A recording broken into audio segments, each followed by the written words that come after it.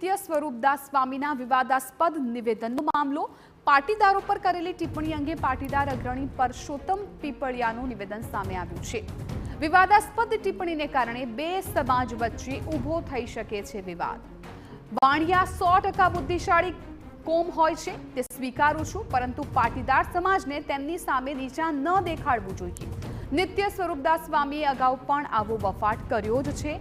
કોઈ પણ સમાજ અંગે ટિપ્પણી કરવી નિંદનીય। સ્વામી સામે કાર્યવાહીની જરૂર।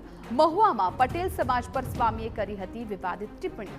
100 પટેલ ભેગા થાય ત્યારે એક વાડી જેટલી બુદ્ધિ થાય તેવું સ્વામીએ કહ્યું।